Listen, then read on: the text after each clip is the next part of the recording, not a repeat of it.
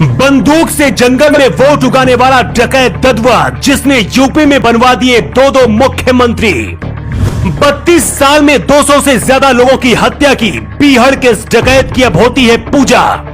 मायावती से दुश्मनी, शिवपाल यादव का खास 50-50 कोस तक फैला था इसका खौफ।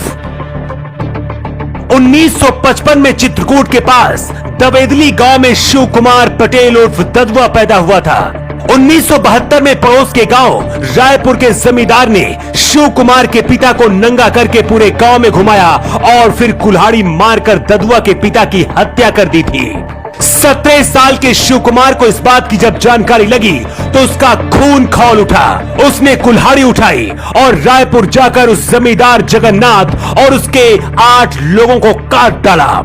एक ही दिन में 9 कत्ल करके शिव कुमार पटेल बागी बन गया और पुलिस आती उससे पहले चित्रकूट के बीहड़ों की तरफ भाग गया। बिहार में मुलाकात डाकू राजा रंगोली से हुई और राजा रंगोली ने नया नाम दे दिया डाकू ददुआ। ददुआ खूंखार हो गया था। 1986 में ददुआ को शक हुआ कि उसकी कुछ लोग मुखबिरी कर रहे हैं, तो रामू का पुरवा गांव में 9 लोगों के सीने में गोली उतार दी थी। 1992 में फतेहपुर जिले के मडैयन गांव में 3 लोगों की हत्या के बाद गांव को भी जला दिया था।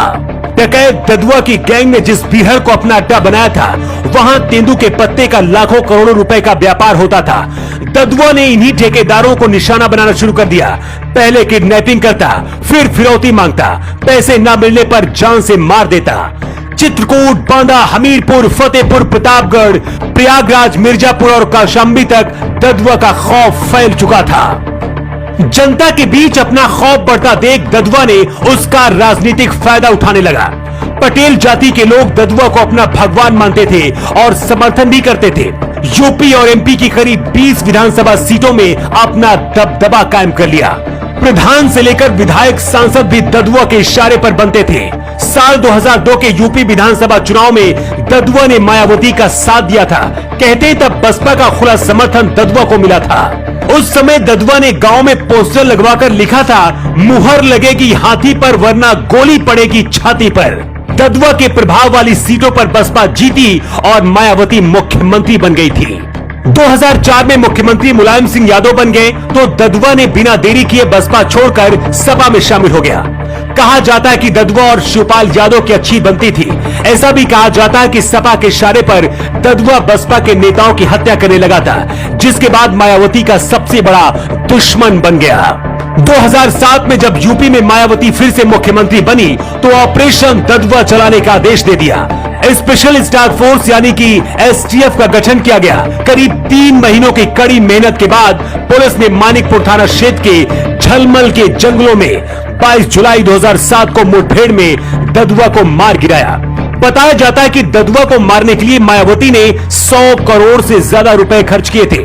ददुआ खुद कभी नेता नहीं बना, लेकिन अपने परिवार का राजनीतिक कैरियर सेट करके चला गया। डकैत ददुआ का भाई बाल कुमार पटेल 2009 में मिर्जापुर से सांसद चुने गए। बेटा वीर सिंह और भतीजा राम सिंह पटेल भी विधायक बने। बहू ममता पटेल भी जिला पंचायत अध्यक्ष चुनी गई।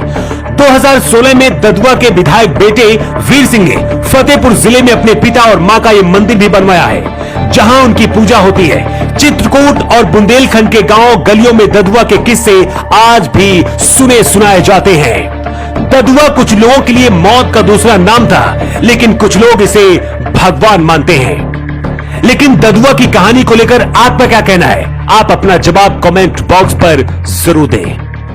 Bureau report